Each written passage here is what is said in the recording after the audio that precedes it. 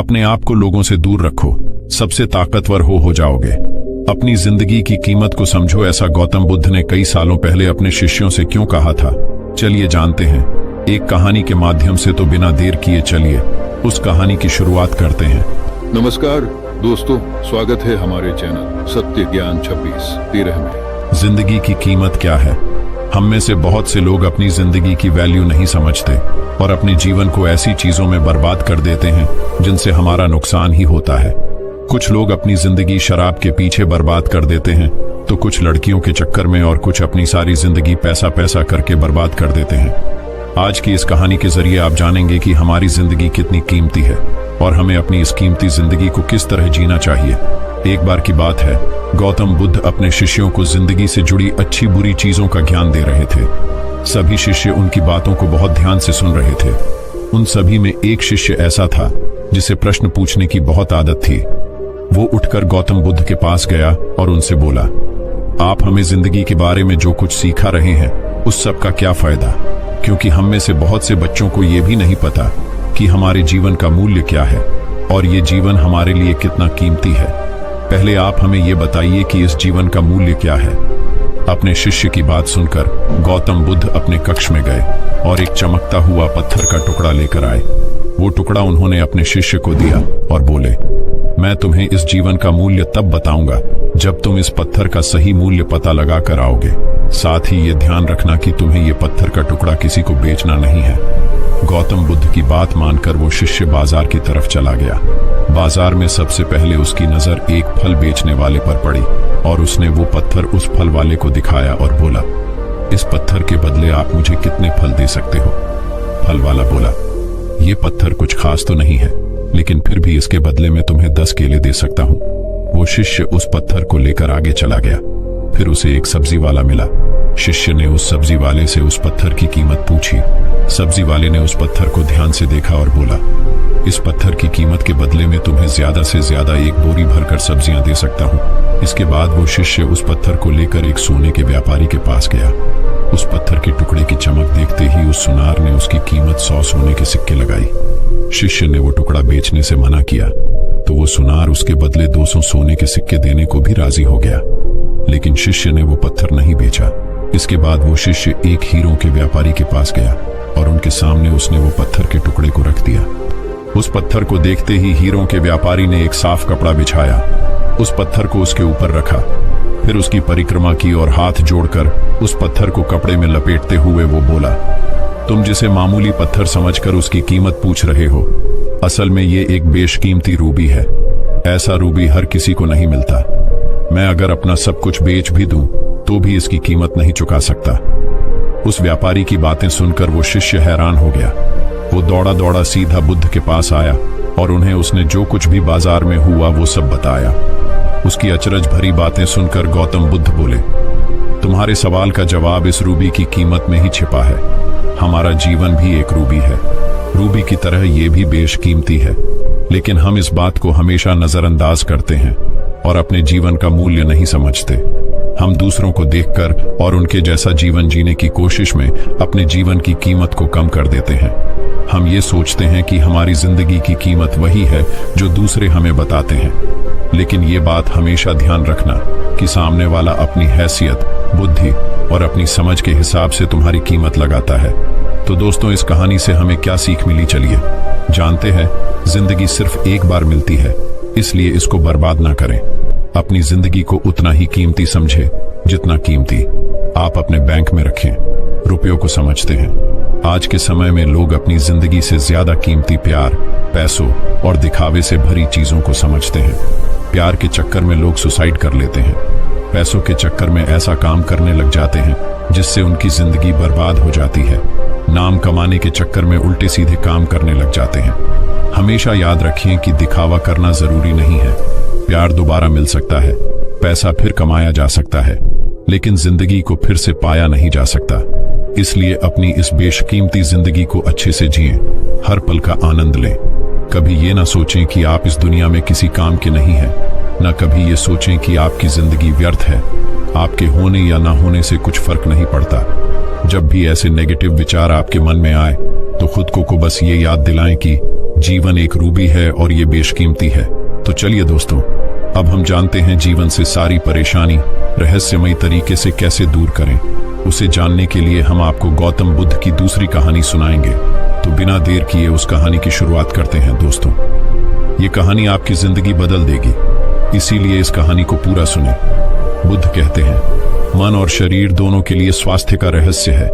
अतीत पर शोक मत करो, ना ही भविष्य की चिंता करो, बल्कि बुद्धिमानी और ईमानदारी से वर्तमान में जियो। लेकिन हम कितना वर्तमान में जीते हैं, जी ही नहीं सकते। अगर जी सकते हैं तो आप कोशिश करके देख लीजिए, आपका मन और शरीर दोनों स्वस्थ हो जाएंगे। आप भविष्य की चिंता में परेशान नहीं होंगे और ना ही अतीत के दुख को लेकर रोना रोएंगे, बल्कि वर्तमान में चल रही सांस भी आपको आनंद देंगी। मैंने सुना है कि कहीं दूर एक पहाड़ के चट्टान पर एक व्यक्ति बैठा रो रहा था। वहां से एक बौद्ध भिक्षु गुजरा। उसे रोता देख भिक्षु उस व्यक्ति के पास आया और बोला, क्या तुम यहां से कूदकर आत्महत्या करना चाहते हो? व्यक्ति बोला, आपने सही अंदाजा लगाया, मैं चाहता तो यही था, मगर हिम्मत नहीं जुटा पा रहा। भिक्षु ने कहा, क्या सब पीछे छोड़कर आए हो या अपने साथ भी कुछ लाए हो? व्यक्ति ने कहा, नहीं, मैंने सब पीछे छोड़ दिया है, मैं अपने साथ कुछ भी नहीं लाया। भिक्षु ने कहा, तो तुम इतना बोझ लिए क्यों बैठे हो? व्यक्ति ने कहा, कौन सा बोझ? मेरे पास तो कुछ भी नहीं है, मैं तो खाली हूं, कंगाल हूं। खाली इंसान तो ऐसे नहीं रोता। भिक्षु ने कहा, फिर तुम कौन से बोझ के तले दबे जा रहे हो, जो तुम्हारी सांसें भी ठीक से नहीं चल रही? तुम आत्महत्या करना चाहते हो और रो भी रहे हो। खाली इंसान तो ऐसे नहीं रोता, जो कंगाल हो गया है। उसे क्या डर? अपने अंदर में झांको और देखो तुमने कितना बोझ उठाया है, कितना कुछ तुम अपने सर पर ढो रहे हो। इसे उतार कर रख दो, थोड़ा हल्का हो जाओ। कब तक इस बोझ के तले दबे रहोगे? वह व्यक्ति भिक्षु के चरणों में गिर पड़ा और बोला, आपने तो मुझे पढ़ लिया, मेरे अपने भी मुझे नहीं समझ पाए। आप ही मेरी समस्या का समाधान कर सकते हैं। भिक्षु ने कहा, समस्या क्या है? व्यक्ति ने कहा, मेरे घर पर वहां मेरे साथ चलिए। भिक्षु ने कहा, नहीं, समस्या तुम्हारे घर पर नहीं है, समस्या तुम्हारे अंदर है। जब तक तुम अपने अंदर में समस्या का समाधान नहीं करोगे, तुम्हें हर जगह समस्याएं ही नजर आएंगी। और अगर यहाँ इस चट्टान पर समस्या नहीं है, तो फिर तुम यहाँ आत्महत्या करने की क्यों सोच रहे हो? मैं आत्महत्या करना चाहता था, क्योंकि तुमने तो घर छोड़ दिया है, समस्या भी छूट गई है, फिर तुम इतने परेशान क्यों हो? व्यक्ति बोला, आप सही कहते हैं, मैं आपकी बात समझ रहा हूँ, कमी मुझ में ही है, इसलिए तो मैं आत्महत्या करना चाहता था। मैं किसी काम का नहीं हूँ, मैं जो कुछ भी करने जाता हूँ सब बिगड़ जाता है, मेरी किस्मत ही बहुत खराब है। भिक्षु ने कहा, ठीक है, मुझे बताओ कि क्या खराबी है तुम्हारी किस्मत में? व्यक्ति ने कहा, मैंने व्यापार करने के लिए अपने परिवार से धन लिया, उस धन से मैंने व्यापार किया, लेकिन मेरा व्यापार ठीक नहीं चला। शुरू में मेरे परिवार वालों ने मेरा साथ दिया, लेकिन धीरे धीरे जैसे जैसे मैं अपने व्यापार में नुकसान उठाता गया, मेरे परिवार वाले भी मुझसे दूर हो गए। मैं सब उन्हीं के लिए कर रहा था, लेकिन वह मुझे अब इन सब का जिम्मेदार ठहराते हैं। मुझे भी लगता है कि मैंने उन सब के साथ गलत किया। मेरा एक मित्र है, उसने भी व्यापार आरंभ किया था, आज उसका व्यापार बहुत अच्छा चल रहा है। वह कभी मेरे घर आता है तो वह अपने अच्छे चल रहे व्यापार की बात करता है। वह बताता है कि कैसे उसने अपने व्यापार को अपने दम पर खड़ा किया, कैसे उसने मेहनत की और सफलता पाई। मेरे परिवार वाले भी कहते हैं कि देख, तेरे बस का तो कुछ भी नहीं है। अब हालात ये है कि मेरा घर भी गिरवी पड़ा है। भिक्षु ने कहा, क्या तुम्हें पता है तुम्हारा मित्र तुम्हारे पास क्यों आता है? व्यक्ति ने कहा, हाँ, मुझे पता है, वह मुझे नीचा दिखाने आता है। वह यह जताने आता है कि वह मुझसे श्रेष्ठ है। वह चाहता है कि मैं उसकी सफलता देखकर दुखी रहूं। भिक्षु ने कहा, क्या तुम दुखी होते हो? व्यक्ति ने कहा, हाँ, दुख तो होता ही हो। भिक्षु ने कहा, दुख किस बात का होता है, अपने असफल होने का या मित्र के सफल होने का? व्यक्ति ने थोड़ी देर सोचा और बोला, अपने असफल होने के कारण इतना दुख नहीं होता जितना मित्र के सफल होने का होता है। भिक्षु ने कहा, अर्थात अगर तुम्हारा मित्र असफल हो तो तुम्हें खुशी होगी। व्यक्ति ने कहा, हाँ, मुझे बहुत खुशी होगी। भिक्षु ने कहा, अर्थात तुम्हारी खुशी तुम्हारे मित्र के ऊपर निर्भर करती है, तुम्हारी समस्या का कोई समाधान नहीं। तुम्हारा मित्र चाहे तो तुम्हें खुश कर सकता है या चाहे तो दुखी कर सकता है। तुम स्वयं से तो ना खुश हो सकते हो और ना ही दुखी हो सकते हो। तुम अपने मित्र के गुलाम हो गए हो। तुम्हारी समस्या का कोई समाधान नहीं है। क्योंकि तुम्हारी खुशियां और तुम्हारे दुख दूसरों के व्यवहार से आते हैं, तुम्हारे स्वयं के कर्म से तो कुछ नहीं आ रहा। व्यक्ति बोला, ऐसा ना कहें, मुझे आपसे बहुत आशा है। भिक्षु ने कहा, जब हम दूसरों से आशा बांध लेते हैं तब हम दूसरों पर निर्भर हो जाते हैं। अगर मैं तुम्हें कोई रास्ता ना दूं तो तुम दुखी रह जाओगे, और अगर कोई रास्ता दूं तो शायद तुम्हें कुछ मिल जाए। लेकिन अगर आशा तुम अपने से बांधोगे तो तुम्हें सफलता अवश्य मिलेगी। तुम्हारा मित्र आज तुम्हें दुखी करने आता है, लेकिन बातें वह सच्ची ही बताता है। वह अपने संघर्ष और अपने अनुभव की बात बताता है। उसके अनुभव और अपनी बुद्धि का उपयोग करो, उसके संघर्ष का उपयोग करो। दुखी होने की जगह खुशी मनाओ कि तुम्हें घर बैठे कुछ अनुभव मिल रहे हैं। संघर्ष करो, हार मत मानो, कर्म करते जाओ। बुरे से बुरा वक्त या अच्छे से अच्छा वक्त दोनों ही गुजर जाते हैं, लेकिन यह दोनों वक्त देखने के लिए जीवित रहना जरूरी है। और जब तुम्हारा अच्छा वक्त शुरू होगा तब तुम्हारा मित्र तुम्हें अपनी सफलताओं की कहानी नहीं बताएगा, वह अपनी असफलताओं की कहानी बताएगा, ताकि तुम गलत निर्णय ले सको। तब भी अपनी ही बुद्धि का प्रयोग करना। उस समय भी वह तुम्हें दुखी करने आएगा, क्योंकि उसे भी उतना ही मजा आता है तुम्हें दुखी देखने में जितना कि तुम्हें आता है उसे दुखी देखने में। व्यक्ति ने कहा, आप सही कहते हैं, मेरे जीवन को मैं नहीं चला रहा, दूसरे ही इसमें सुख और दुख भर रहे हैं। लेकिन क्या अपनों के लिए कुछ करना गलत है? मैं अपने परिवार के लिए अच्छा करना चाहता था, लेकिन वह परिवार ही अब मेरे साथ नहीं है। भिक्षु ने कहा, तुम सांत्वना चाहते हो। वास्तव में इस दुनिया में सब सांत्वना होना ही चाहते हैं। वे चाहते हैं कि हम कुछ करें तो लोग उसकी प्रशंसा करें। प्रशंसा ना होने पर हम दुखी हो जाते हैं। हमें लगता है कि सब मतलबी हैं। लेकिन अगर तुम किसी को अपना परिवार मानते हो और उसके लिए कुछ करना भी चाहते हो तो तुम्हें ऐसा क्यों लगता है कि तुम दूसरों के लिए कर रहे हो? भिक्षु हंसा और कहा, यह छोटा सा बक्सा मैं तुम्हें देता हूं, तुम अपने लिए ही कर रहे हो। अगर तुम्हें लगा कि तुम दूसरों के लिए कर रहे हो तो तुम दुखी ही रहोगे, और तुम्हें लगा कि तुम अपने लिए कर रहे हो तो तुम खुश रहोगे। जब तुम अच्छा केवल अच्छा करने के लिए करते हो तब तुम्हें सांत्वना की जरूरत नहीं पड़ती। व्यक्ति ने कहा, आप सही कहते हैं, मैं समझ गया हूं। अब तक मेरी किस्मत दूसरों के हाथ में थी तो खराब थी, अब मैं अपनी किस्मत अपने हाथ में रखूंगा। अब यह अच्छी हो या खराब हो, मैं हार नहीं मानूंगा। फिर भी क्या आप मुझे कुछ दे सकते हैं? जब मेरे जीवन का सबसे बुरा वक्त हो तब मेरा साथ निभा सकते हैं। भिक्षु हंसा और कहा, यह छोटा सा बक्सा मैं तुम्हें देता हूं, इसे हमेशा अपने पास रखना। इसमें एक ऐसा राज है जो तुम्हें बड़े से बड़े दुख से बाहर निकाल लेगा। लेकिन इसे तभी खोलना जब तुम्हारी जिंदगी में कोई राह ना रह जाए और तुम्हें लगे कि सब व्यर्थ है, मेरी बातें भी व्यर्थ हैं, यह दुनिया व्यर्थ है, यहां रहना भी व्यर्थ है। भूख से उसके माता पिता की मृत्यु हो गई। वह व्यक्ति उस बक्से को लेकर चला गया। उसने भिक्षु की बात पर अमल किया और व्यापार आरंभ किया। उसका व्यापार अच्छा चला, उसका जीवन भी अच्छा बीत रहा था। परिवार वाले भी उसके साथ आ गए थे। अब वह जो कुछ भी कर रहा था सब अपने लिए ही कर रहा था। भूतकाल का रोना भी वह छोड़ चुका था, भविष्य काल की चिंता भी वह नहीं करता था। वर्तमान को सुधारने में लगा रहता था। लेकिन वक्त बदलता है, अच्छा समय हमेशा नहीं रहता और बुरा समय भी हमेशा नहीं रहता। उसका अच्छा समय भी समाप्त हो गया। उसके राज्य पर किसी राजा ने चढ़ाई कर दी। उसका घर तबाह हो गया, व्यापार तबाह हो गया। उसे अपने परिवार के साथ वहां से भागना पड़ा। उसके पास खाने के लिए भी पैसे नहीं थे। भूख से उसके माता पिता की मृत्यु हो गई। वह अपने पत्नी और एक छोटे भाई और 2 बच्चों को लेकर इधर उधर भटक रहा था। उसके बच्चे बीमार थे, उसे पैसा चाहिए था, लेकिन उसके पास कुछ भी नहीं था। तब उसे लगा कि सब व्यर्थ है, उसका जीवन व्यर्थ है, इस पृथ्वी पर सब कुछ व्यर्थ है। सब बातें जो भिक्षु ने कही थी सब व्यर्थ है, किसी भी बात का कोई मतलब नहीं है।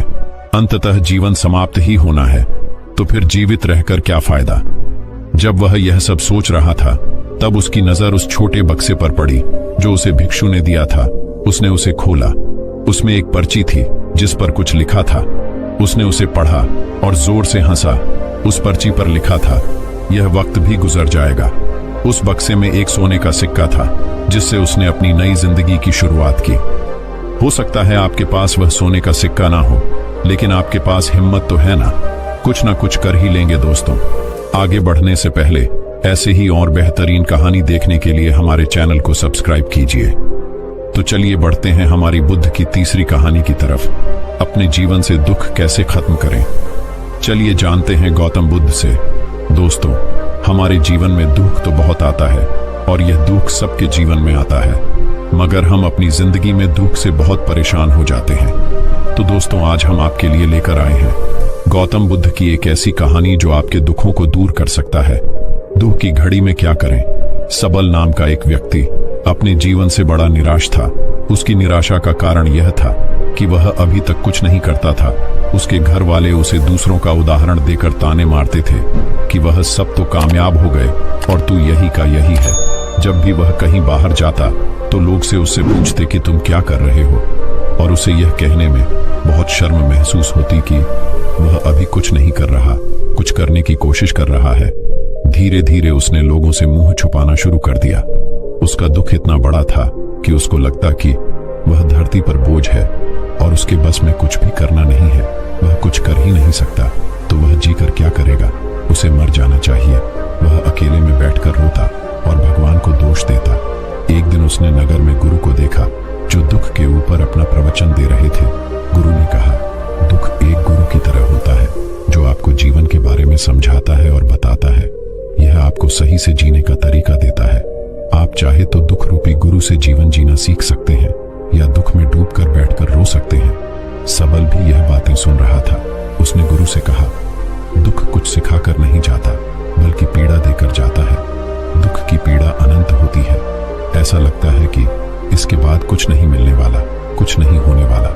मृत्यु भी उसके सामने कम लगती है। गुरु ने कहा, क्या दुख है तुम्हें का? आपके पास कोई समाधान है? गुरु मुस्कुराए और गुरु ने कहा, जब तुम्हारे जीवन में असली दुख आए तब मेरे पास आना। गुरु वहां से चले गए। सबल ने सोचा, क्या मेरा दुख असली नहीं है? क्या यह दुख जो मैं झेल रहा हूं दुख नहीं है? कोई भी मेरे दिल का दर्द नहीं समझता, घर वाले नहीं समझते, तो गुरु क्या समझेंगे?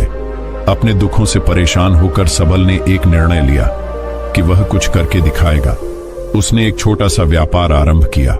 उसे उसके व्यापार में सफलता नहीं मिल रही थी, पर उसके घर वाले बहुत खुश थे कि वह कुछ तो प्रयास कर रहा है। धीरे धीरे उसे सफलता मिलने लगी और फिर उसने रफ्तार पकड़ ली। वह 2 वर्ष के भीतर ही एक बड़ा व्यापारी बन गया।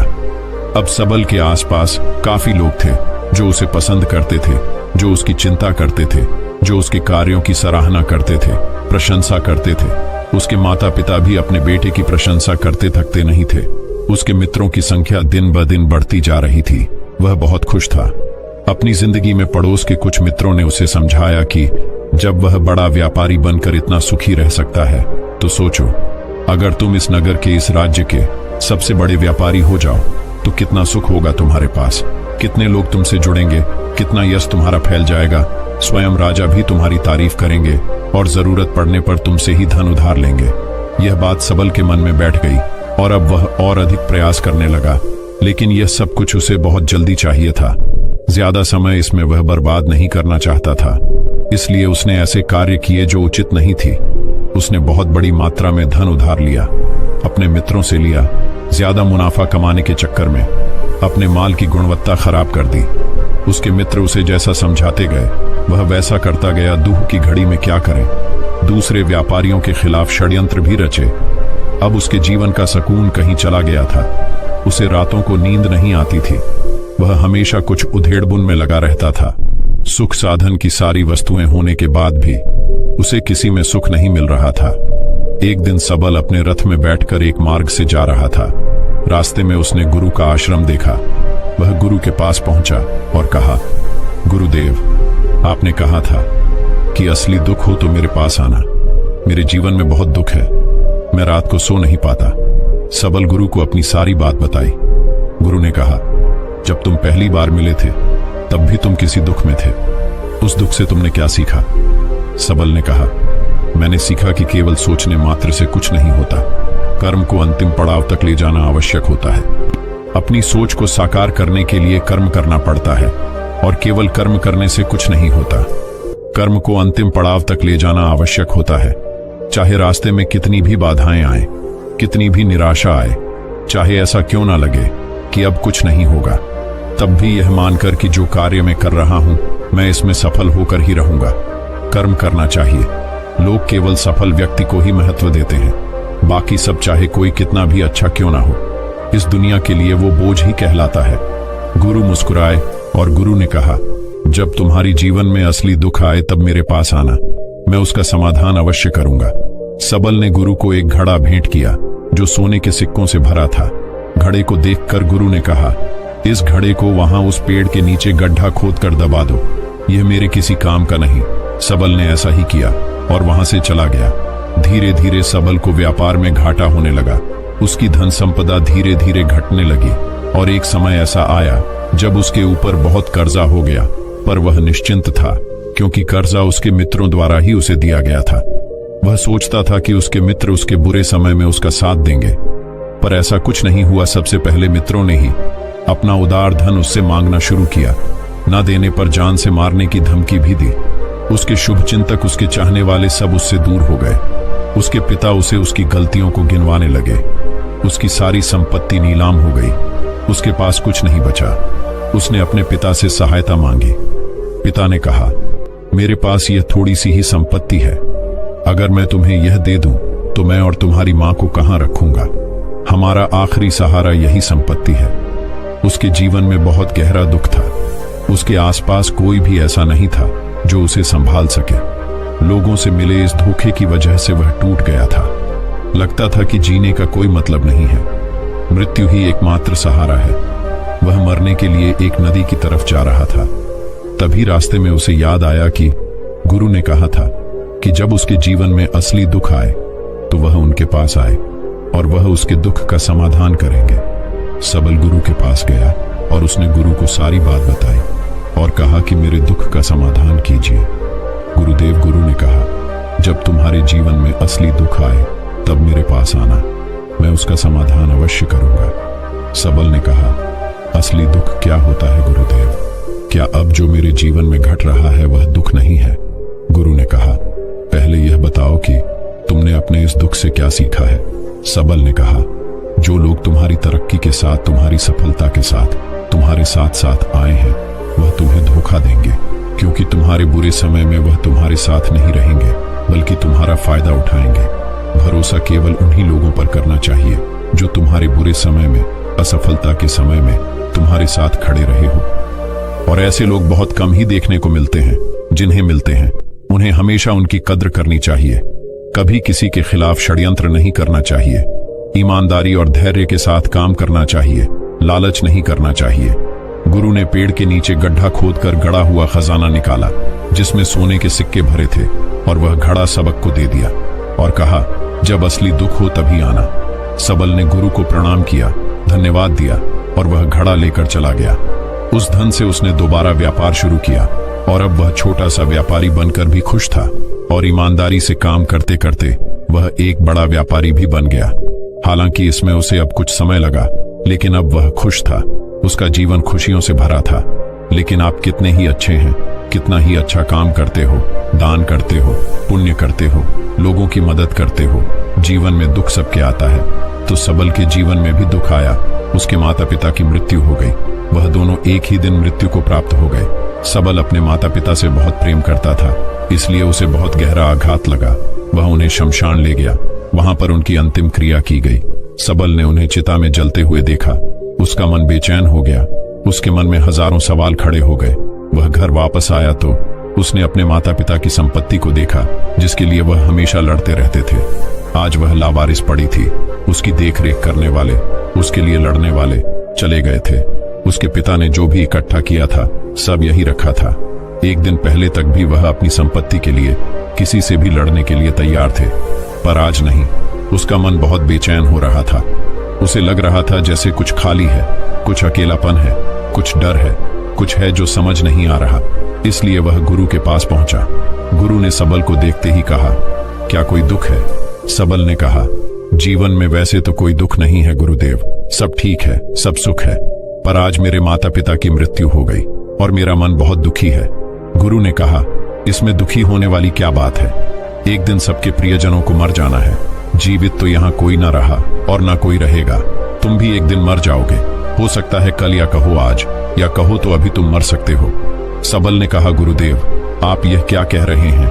मैं भी मर जाऊंगा, पर अभी तो मैं जवान हूं। गुरु ने कहा, इस प्यारे से भ्रम में तो सब जीते हैं कि मृत्यु बूढ़ों को आती है, जबकि उनके सामने ही जवान मर जाते हैं, बच्चे भी मर जाते हैं। मृत्यु को किसी की उम्र से कोई लेना देना नहीं है। गुरु के मुख से यह बातें सुनकर सबल वहां से चुपचाप चला गया, पर उसका मन जैसे बेचैन हो गया था। वह कुछ खालीपन सा महसूस कर रहा था। दिन रात वह अपने बारे में ही सोचता रहता कि वह क्या कर रहा है, वह क्या है, क्यों है, कैसे हैं, हम क्या हैं, हम करने क्या आए हैं, क्या बस चीजों का उपभोग करना है और मर जाना है। उसे कोई जवाब नहीं मिल रहा था और उसका दुख बढ़ता ही जा रहा था। कुछ दिन बाद वह वापस गुरु के पास पहुंचा और गुरु को सारी बात बताई। गुरु मुस्कुराए और गुरु ने कहा, आज पहली बार तुम्हारी जीवन में असली दुख उत्पन्न हुआ है। वास्तव में यही है जो दुख कहलाने लायक है, कि हमें नहीं पता कि हम क्या कर रहे हैं, क्यों हैं, कैसे हैं, कौन हैं हम और हमें क्या करना है। सबल ने कहा, गुरुदेव मेरे दुख का समाधान कीजिए। गुरु ने कहा, हम सब अपनी जीवन भर क्या इकट्ठा करते रहते हैं। सबल ने कहा, गुरुदेव सभी लोग धन संपत्ति, मान सम्मान, प्रेम परिवार, मित्र शत्रु, पद प्रतिष्ठा इकट्ठा करते रहते हैं। गुरु ने कहा, क्या इनमें से कुछ भी इकट्ठा करके हम अपने साथ ले जा सकते हैं। सबल ने कहा, नहीं गुरुदेव, इनमें से कुछ भी साथ नहीं जाता। मेरे माता पिता के साथ भी कुछ नहीं गया, सब तो यहीं छूट गया। गुरु ने कहा, ध्यान से समझना, इस दुनिया में जिसे हमें इकट्ठा करना है उसे हम कभी इकट्ठा करते ही नहीं। सभी चीजों को देखते हैं लेकिन उसे देखते ही नहीं। जिसे हमें इकट्ठा करना है वह है हम खुद। हम इस दुनिया में अपने आप को इकट्ठा करना है ताकि जब हमारी मृत्यु हो तब हम एक हो सके और अपने आप को पहचान सके।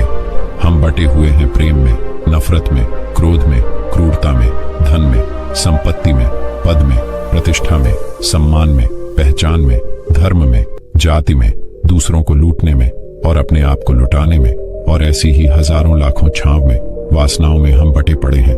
हम टुकड़ों में जीवन जी रहे हैं। हमारी चेतना कभी एक नहीं हो पाती। हमारी ऊर्जा शक्ति बिखर गई है, इसलिए हमारे पास इतना भी समय नहीं है या इतनी भी शक्ति नहीं है कि हम मुड़कर अपनी ओर देख सकें। वास्तव में लोग जिंदगी भर जिन्हें दुख दुख कहकर चिल्लाते रहते हैं और उनका समाधान खोजते रहते हैं, उन्हें उनका समाधान कभी मिलेगा ही नहीं, क्योंकि जिन्हें वह दुख कहते हैं वह दुख है ही नहीं। इसलिए यहाँ किसी को कभी उनके दुख का समाधान नहीं मिलता।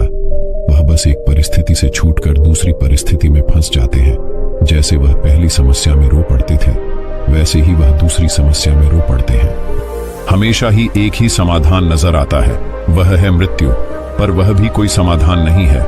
इसलिए इन सब का अगर परम समाधान चाहिए तो अपने आप को इकट्ठा करो, अपनी ऊर्जा को इस संसार से वापस खींचो, उसे एकत्रित करो, अपने ऊपर ध्यान दो, अपने पर ध्यान लगाओ।